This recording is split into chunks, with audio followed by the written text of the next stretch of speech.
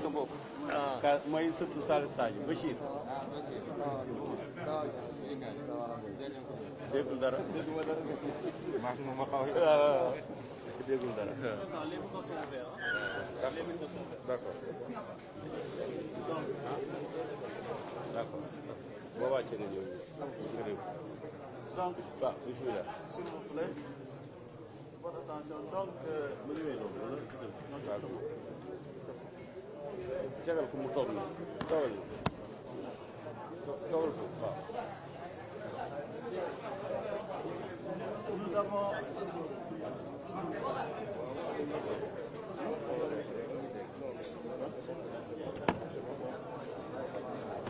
ana kii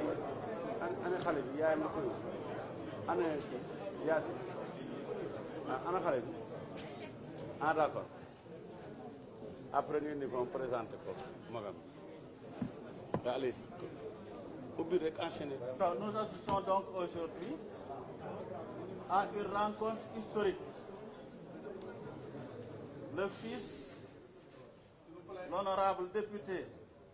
Ousmane Sonko, est venu rendre visite à son oncle, à son père, docteur Ahmed Khalifa Niass. Donc, je ne vais pas monopoliser la parole, je vais donner à notre hôte.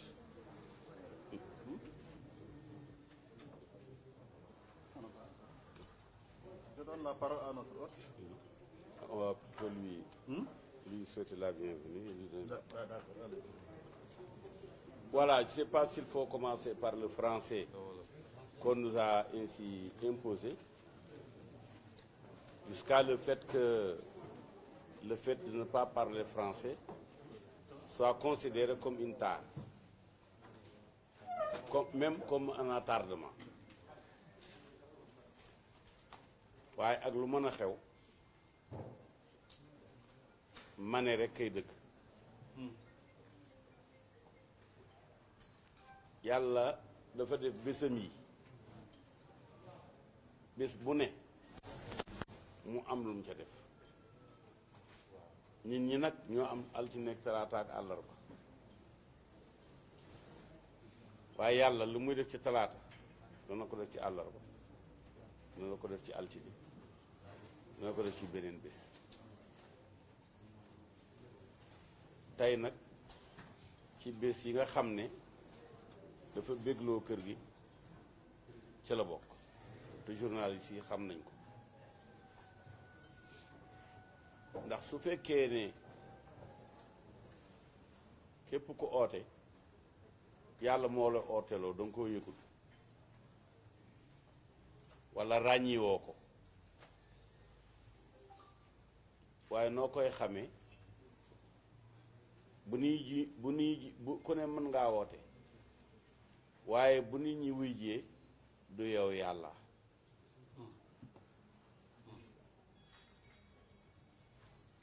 mais am na ñoo xam ne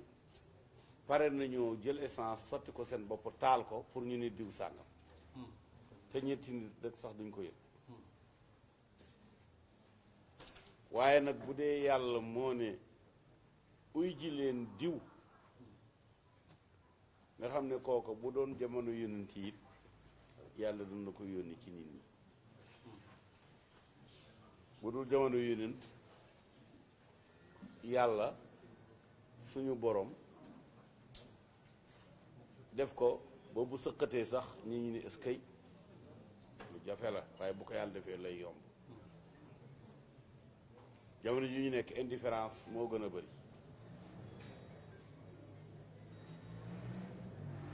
tey nag bàyyi ñu sa ngi nii ñoom ñaar ñoo maase am nañ fi ay mag yu góor yu jigéen ndax man tey maa ngi sama 75 ans kon ki nga xam ne yàlla mu ko def ci 46 ans kooku doom rek la mën a nekk ci kër gi waxtaan nañu itam ci biir ndax doo am gan mu ñëw nga ñëw wax jaaxal ko walla mu wax jaaxal la man mi yàgg di liggéey ak chef d'état yi gis nga bu ñu def sommet bu ñu ne déwén nañu yore sommet bi conclusion yi moom dañuy njëkk a bind tey li ñuy war a wax fekk 1 an ba ci araf ba ci virgule dañ koy di chef d'état yi ñuy corriger lii na dañ ñii na dugg parce que mbetteel baaxul tey bu ñu toogoon rek ne la kat mbooloo mi ci biti yëpp Sonko moo la set ah amoon ndékki loo ko jox amoon ndox mu sedd amoo dara da ngay jaaxle waaye bu ñu leen ne bu subaa mu ñëw ah boo amul café ak meew it am café mbaa nga am meew donc premier point boo xam ne moom dana ko confirmer mooy danañu oo ndaje pour samp li nga xam ne mooy idéologie du patriotisme. Nous n'avons que le Sénégal,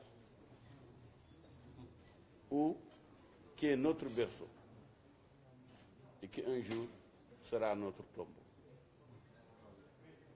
Nous ne pouvons pas cultiver ailleurs.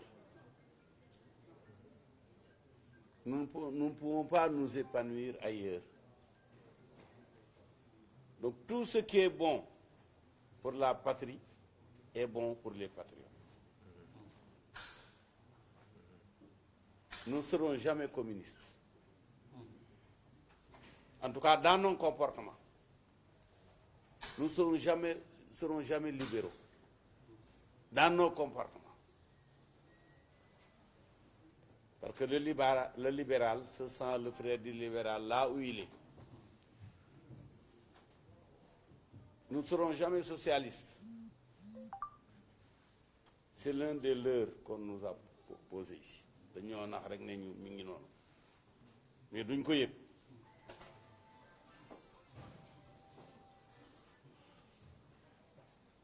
sama yaay nit ko weex la shérif la surtout yonent bi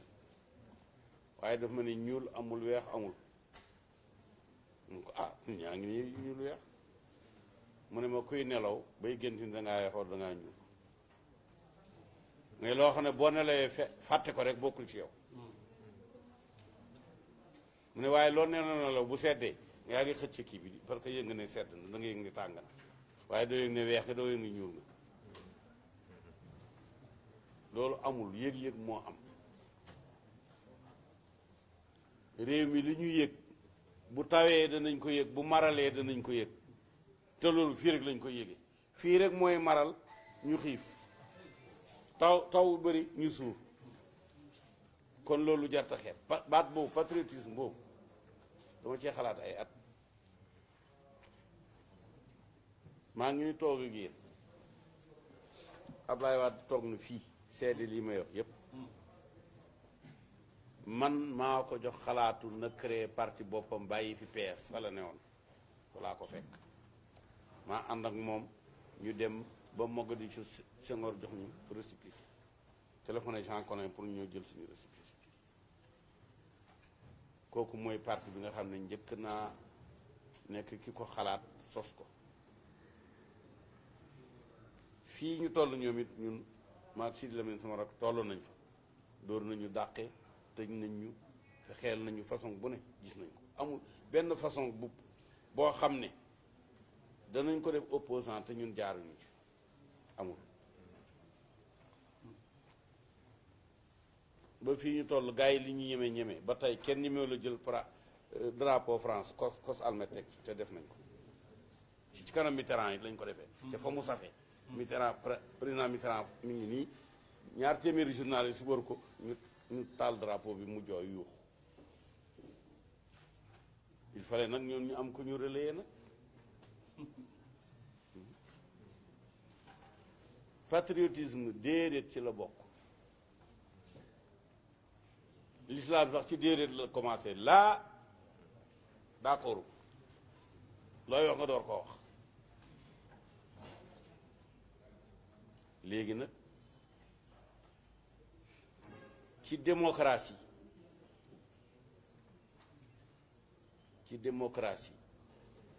loyauté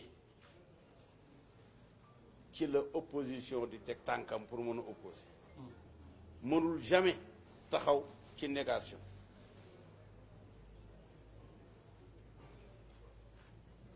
du ma guddal ndax beneen xutbaa ngi leen di xaar muy xutba juma mais léegi ci li ñuy wax ci biir mu ne ma Macky Sall moom nañ ko fi bàyyi ba ñetti at yi jeex te loolu ku koy wax booy wut dof teggi ko koy wax loolu teggi ko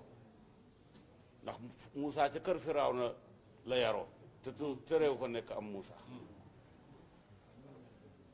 ne Moussa yaroo ci kër Firawna tere ko nekk Moussa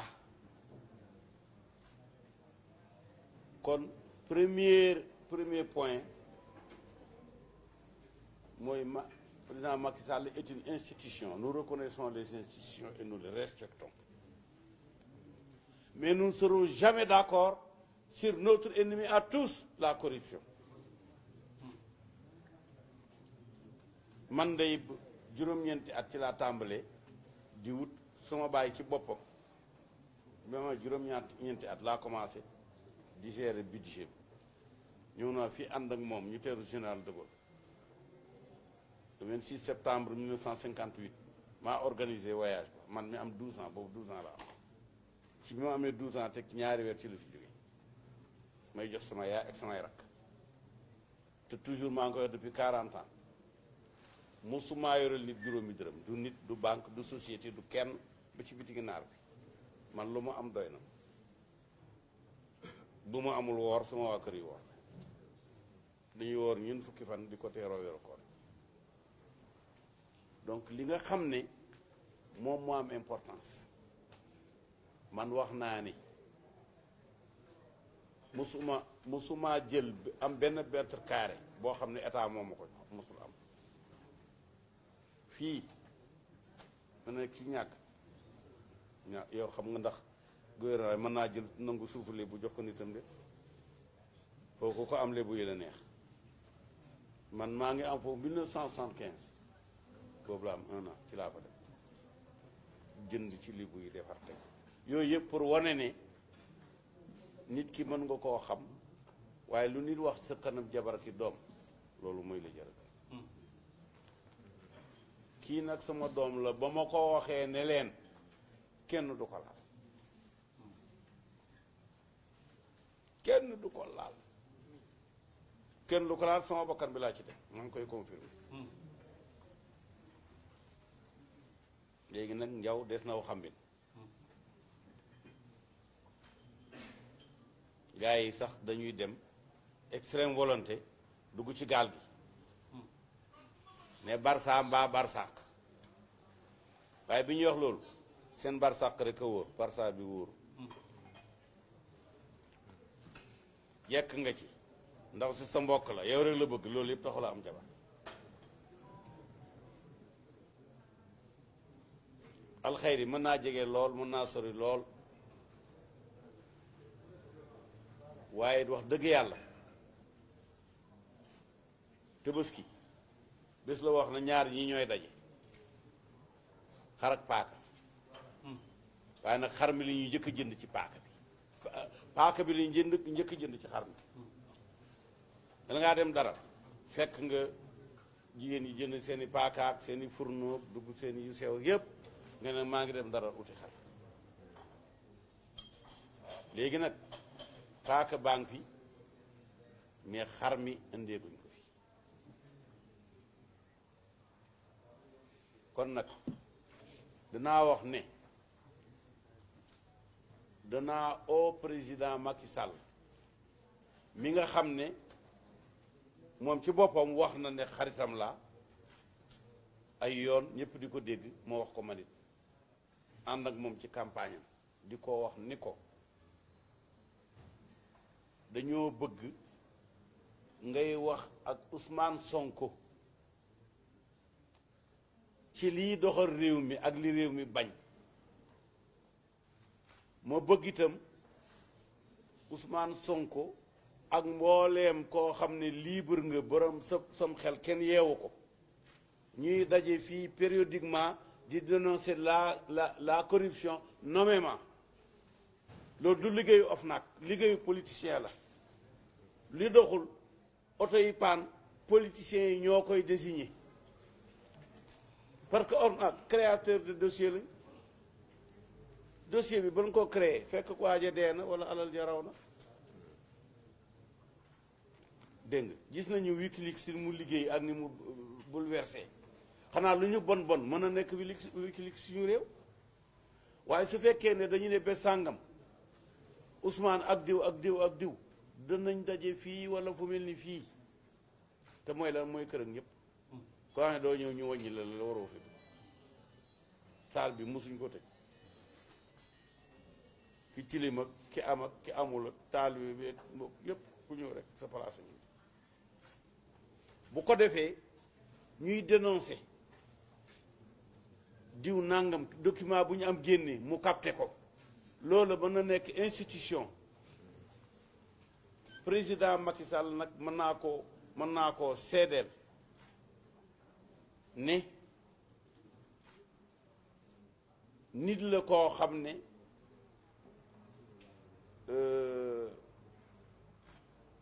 benn problème la am mooy ñu ko wër bu doon ceeb la doo tànn ndax lu ñu tànn néew fa tànnit rek la tànnit duñ ko tànn ñi ko wër tànnit képp lañ tànnit lañ boo doon tànn yi doo génne benn peppu ceeb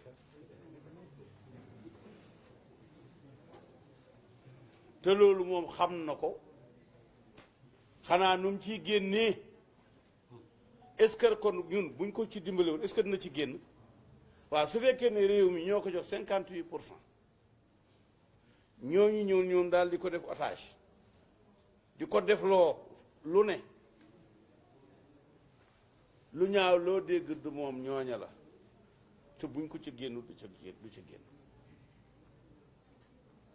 c'est important su fekkee ne dañoo respecter les institutions jug boobu loolu waa ji bindoon ne xawma il faut sauver le soldat nu mu tuddati soldat nu mu tuddati ah Ryan le soldat Ryan ah c'est ça mooy affaire Dreyfus quoi donc xam naa ko il faut ñu dimbale Macky pour mu libéré wu ci le mauvais entourage boo boobaa ci la opposition bi di neexee ndax opposition bi baax mooy bii wax ak président bi te du ko corrompre pouvoir bi baax mooy mii déglu opposition bi te du leen jaay doole du tëj seen gémmiñ du yaakaar ne ñoom ay ennemis lañ mais ay compatriotes lañ il faut que ñu reconsidérer li jaxasoo ci suñu arène politique ndax ñaar ñi fi njëkk a jiwee politique mooy la Senghor ak Lamine Gueye te mujj nañu mel nañu war a mel seen ñaari palais yi jàkkaarloo le palais du peuple c'est-à-dire le parlement et le palais de l'exécutif muy jàll di dem kon nag loolu war nañ caa dellu am na ñoo xam ne dañuy jaxase réew te du lenn lu may xam ne ñuy yéeyee nopp buur ji nga buur ak jeeg bu ndaw boo leen jayee rek ñu def njaaxum boo leen jayee rek ñu def njaaxum te am na fi ñoo xam ne ca Léopold Senghor ba ci Ousmane Sonko lu fi yàqu ñooma te ba tey ñi ngi taxaw nag ni ñeew yi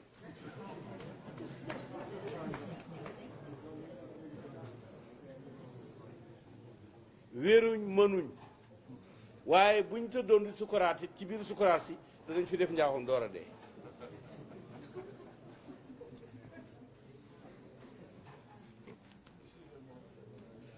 Ousmane sama doom sama xarit incha allah ba pencam yàlla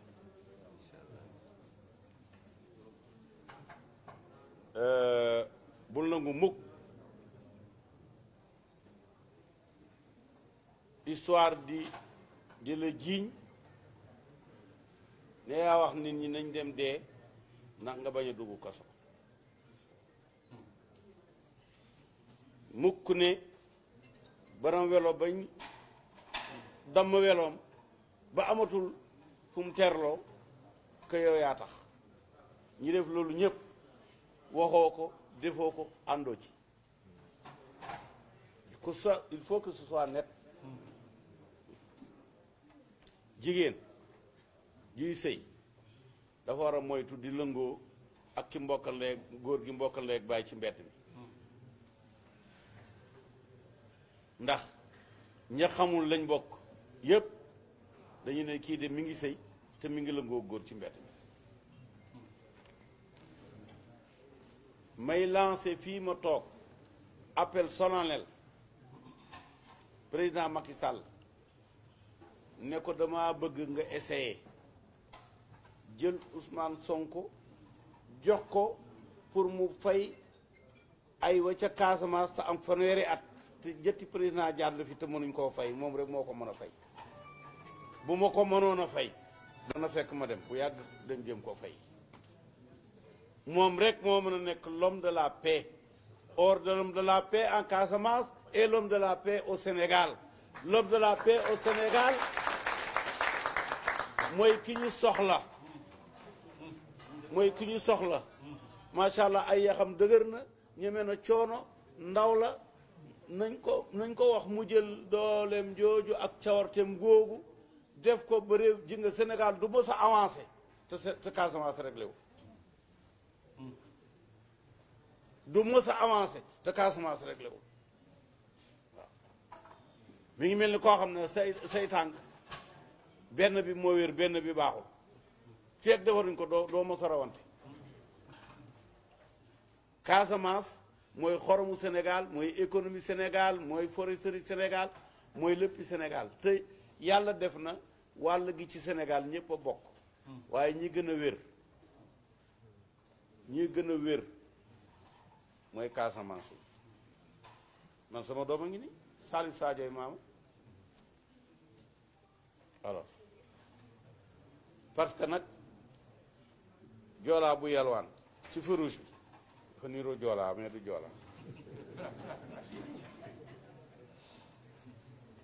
xamuñu loolu xamuñu ñaan ji nga jigéen ñi duñ laaj dépense dañuy wàcc ci faro yi jël ceeb bi indi togg ko jox góor gi mu lekk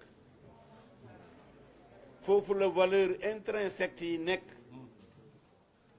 kon loolu bu tardé ñu jàpp ne ñii dañoo bokk ci feneen foofu lañ naxee suñ bopp ana livre yi jàll am na waaw juróomi livre yoo xam ne dama ko bind ñett yi moo nekk nii bii mooy la Jolfo dégg nga voilà wolof sénégaliensis donc origine et héritage la Jolfo mooy li pël di wax olof Jolfo dañu oo ko Jolfo kii nag boo ko liirul doo xam wolof fii la jóge ci pël xoolal bu pël ne nàgge ñu ne nag bu ne naange ñu ne nag ñu ne nàgge ñu ne nag bu ne naange ñu ne jant ñu ne naaj bokk bu ne serembe ñu ne sëriñ bu ne neddo ñu ne nit bu ne lelo ñu ne lal bu ne sogli ñu ne soxla loolu du benn ma jël olof boobu 1500 mots français yi nga xam ne mi ngi ci biir wolof ñu di ko wax xamuñ ko ay mayonnaise ak pomme de terre ak carotte ak waaw nga ko du ko yooyu yëpp 1500 mots français bi yi jógee ci arabe waaw da nga fi gis ay Alaaji Malick Serigne Bamba Serigne Babacar Sy Baye Niass ma Alaaji Abdoulaye Niass Khalifa ñëpp ñu ngi fii Alaaji Rawaan Ngom Imaamu Laay ainsi de suite ak moo arabe yi nga xam ne moo dugg ci olof moom 1300 mots la ba ci ay tuumaak ay similaak saak bala xal màddaak xibaar ak waaw mu jëm noonu rek altine talaata àllarba alxames yooyu yëpp rajo waaw mu ngo kon nag ak lépp lu jëm ci administration ay directeur administrateur instituteur muy dem di dem mais loolu dañ ko war a xam man nag comme maa ngi à la retraite may def di kii nag di bind di teg am na fi yeneen ñaar benn bi mooy ma vie wax naa la ko samay jaar-jaar nag ci général de Gaulle la tàmbali woon waaw kon nag ci jamono yu yàgg la jaar na ci Senghor jaar ci Lamine Gueye jaar ci Abdou Diouf jaar ci Ablaye Wade fii nga toog nii keroog fi la Macky Sall toog photo yaa ngi kon fii kër ñëpp la kër Sénégal yëpp la rawatina yow kon nag ñi ngi bëgg organiser waat politiquement le Sénégal opposition yi bañ a def déni des institutions y compris l'institution qu'est le président de la République mais que l'État sache que l'opposition est pour lui comme un miroir jeeg bu jaarul ci seetu avant mu génn dana bëri luñ koy wax naa ko defaraatal sa kanam geeg sa musóor gi dafa dëng donc l'opposition c'est normalement c'est le miroir pour que état bi xam ne du nii la sinon dafay dal ci miir bi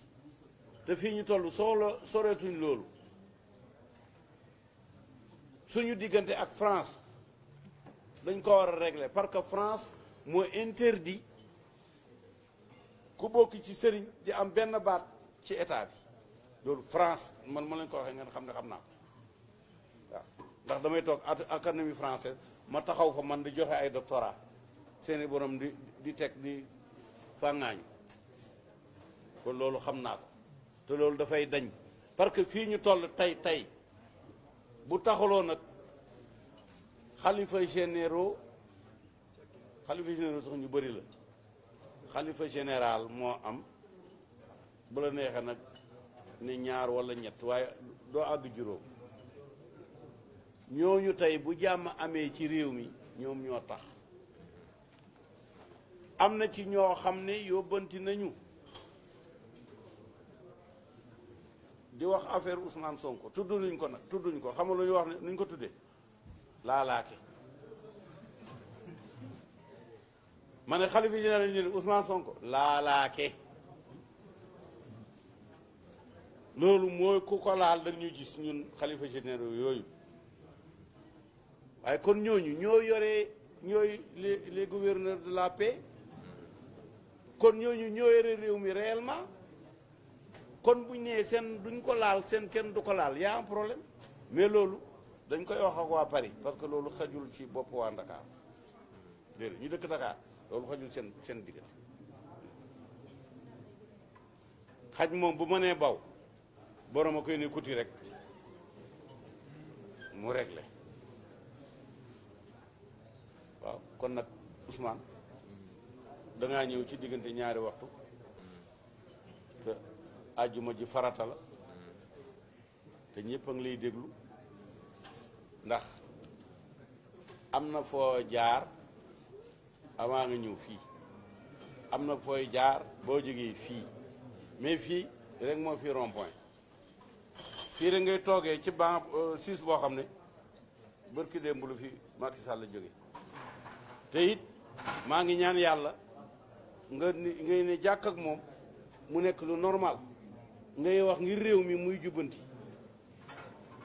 ne lii kat bu ma ko Ousmane woon loolu du ma ko def ba yàllay def li nga xam ne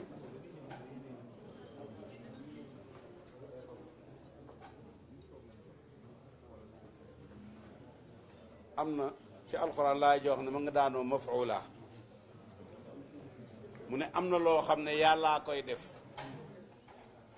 waaye nag buñ topp gaañ yi nga xam ne dañuy fekk jéeg buy waaj a duggi ñëw toog ne ko damaa xiif jéeg bu duggeegul mën naa joxe añ voilà c'est-à-dire que yow li ngay dox ak fa nga jëm ak jàmm joto ko waaye nag bu la kenn fakkastal bu la kenn tegalay dëkk bu la kenn gaaloo say tànk ba nga daanu ndax ku daanu doo too wax say paa na nga ko doxal sa bopp boo tegee sa tànk fa nga koy teg na la wóor ni du kàmb du ndëgg sa rax du lenn waaw man mii di wax ak yow nag man sama yaay shérif la sëtu yonent bi la mën naa doomu Cheikh Tidiane daf ma ne ku ragal nit sa ragal yàlla dafa manqué man nag ba fii ñu toog alhamdulilah gisuguma nit ku ma ragal pourtant dugal nañ ma kaso jaar nañ ma ci jaar yi yëpp waaye taxul ma ragal doomu aadama ma ragaloon doomu aadama du ma wax ak yow du ma leen toogal fii du ma la oo du ma toog ñu lay jéem a néewal doole ma taxaw ne waaw te wax dëgg yàlla booba juróomi dërëm yow ma jox taxul xëy na sax maa la ëpp ay juróomi dërëm waaw waaye boobu moo doon part maa ngi sot bu ma ne sama yoon nekku ci seen diggante déedéet kon maa ngi sot déedéet kon nag Ousmane mbir mango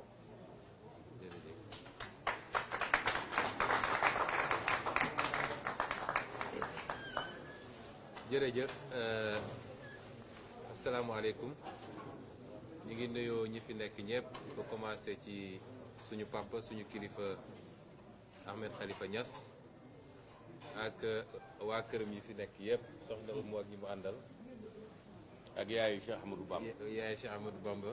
ak collaboratrice am yi ak it sama jumeau ki ma Marcel nga xam ne moom déplacé wu na fan yi la ñëw ba kër ga boobu lii lépp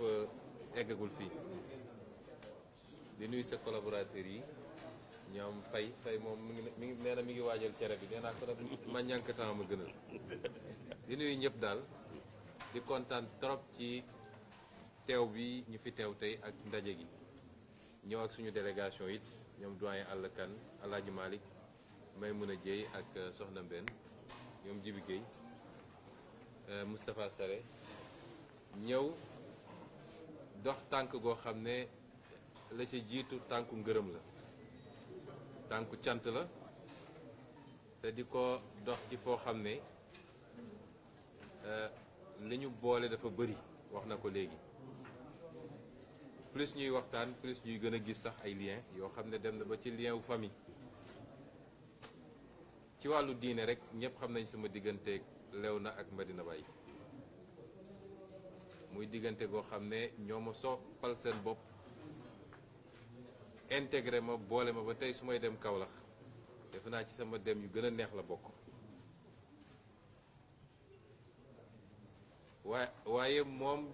dafa dépassé dimension boobu kese moo tax ci discours am leader politique bi moo gën a feeñ te leader politique boobu la ñu seet si ndax événement politique dafa am ci réew mi moom en tant que leader politique mu am ci taxawaay boo xam ne ñëpp gis nañ ko génn taxaw jël suñu défense jël ci ay engagement araftu it te wax na ko léegi loolu ku ragal du ko def waaye ba mu koy def ko ngir parparloo daf ko def parce que dafa jàpp ni jaay doole am na tooñ am na moom muy acteur politique buy xeex ngir ay principe doublé d'un guide religieux mënuñu woon na yaakaar taxawaay bu wuteeg booba kon ñu ngi leen di gërëm bu baax ci sama tur ci sama turu famille parce que li am du attaque politique kese waaye attaque privée la samay soxna sama wayjur samay mbokk ñëpp seen tur di leen gërëm bu baax di leen gërëm ci suñu turu parti politique nga xam ne moom it am na ci taxawaay boo xam ne waaye au-delà de l'attaque privée attaque politique la woon aussi di leen gërëm ci turu ñi taxaw ñëpp ci ay mouvement citoyen ay parti politique ay citoyen ordinaire waaye di leen gërëm ci turu peuple sénégalais bi parce que li xew dafa engagé woon peuple bi yëpp bëri na ñoo xam ne gën nañ taxaw ne lii du jàll du ñu ay militant Ousmane Sonko waaye ay principe moo taxoon ñu jóg kon ñooñu seen tur ñoom ñëpp ñu ngi leen di gërëm di dellu di naqarlu toujours lii nga xam ne rot na ci ay bakkan muy lu ñu métti ñun ñëpp nag te loolu su doon am nañu 100 ci détermination mun naa ne multiplier na ko par 1 million parce que benn hommage rek la ñu mën a rendre ñooñu mooy principe yi taxoon ñu jóg di xeex ñun ñu mottali ko ba fa ñu tëdd ñu gis ni am na jeexital ci Sénégal kon ñu ngi leen di gërëm bu baax yow ak sa njaboot ak sa parti di wax nag ni ñëw fii toujours ni mu nekkee nii dafa am plaisir bu rëy buñ ci am parce que Ahmed Khalifa Niass ñoo ngi ko doon suivre boobu duggaguñu ci politique mooy koo xam ne kenn nattablewul dimension intellectuelle am maa ngi ko wax sànq bi ñu weetee nii balaa may dugg politique depuis ay année 2009 tey sama ordinateur su ma ko andi woon am na benn chemise bu ma ubbi tuddee ko Ahmed Khalifa Niass lu bëri lu muy bind ci ay contribution ay article maa ngi ko wax léegi benn bu bindoon ci finance internationale ma toog ne waa góor gi moom lii lépp fu mu ko xamee donc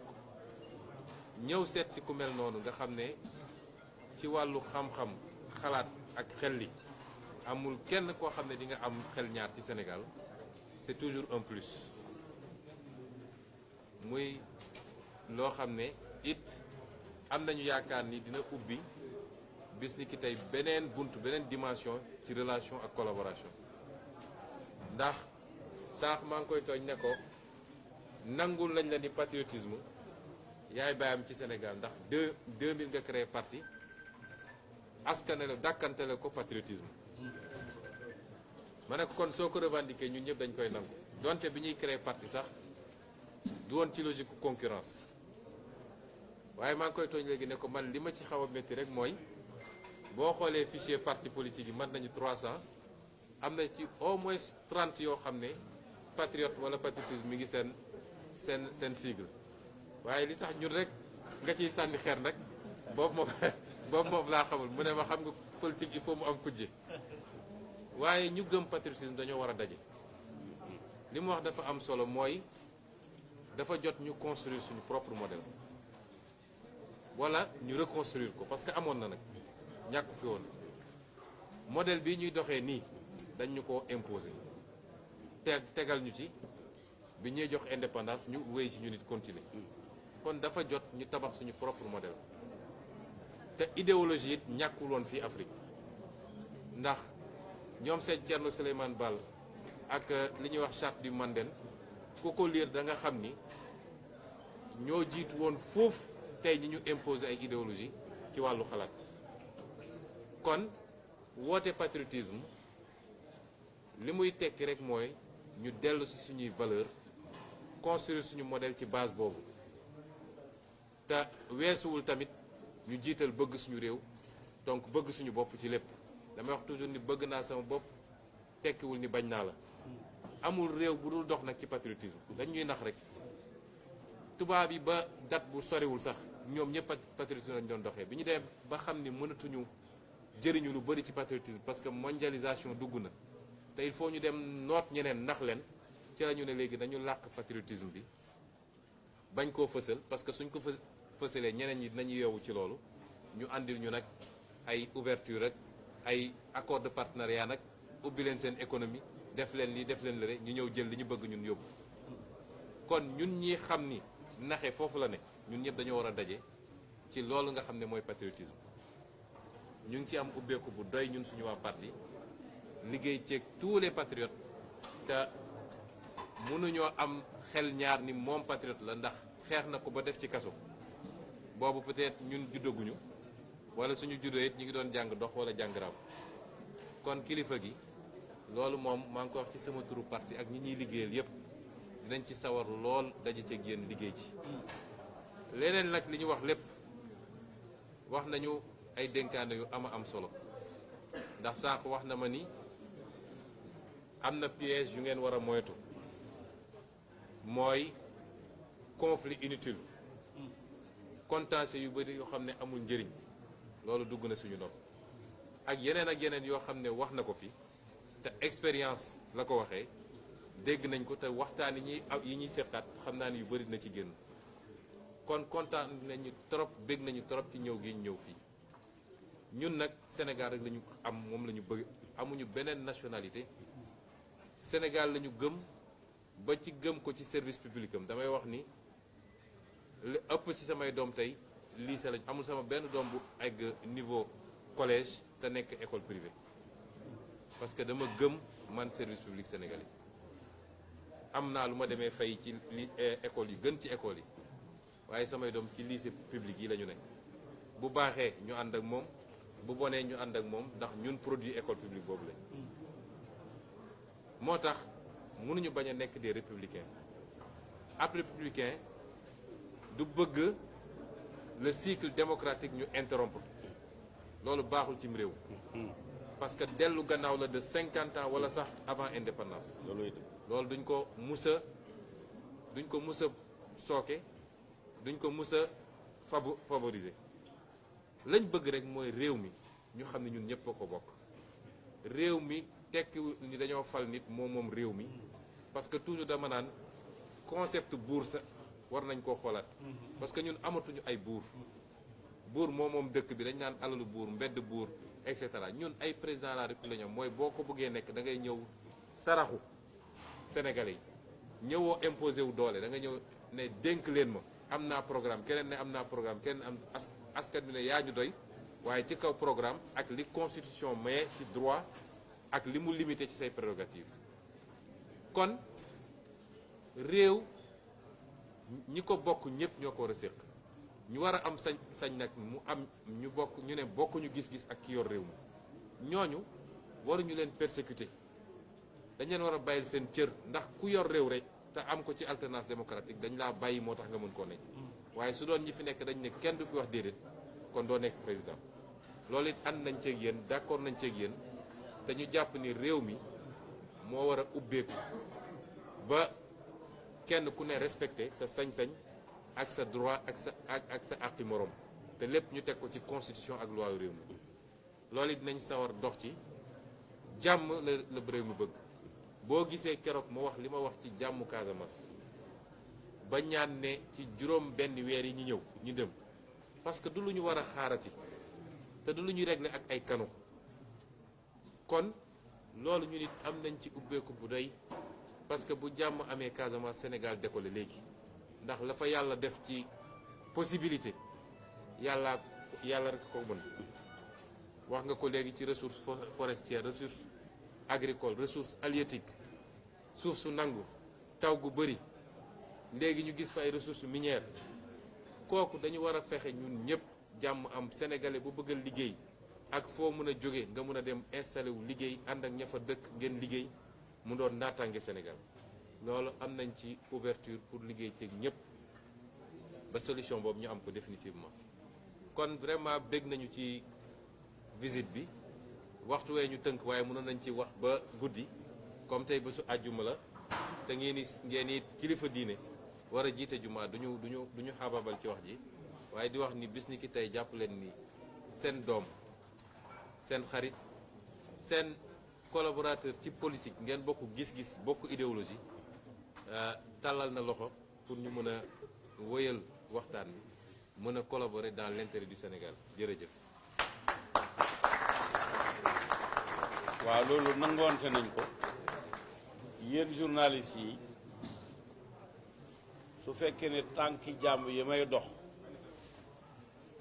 yàlla sotal na ko da ngeen ñëw fii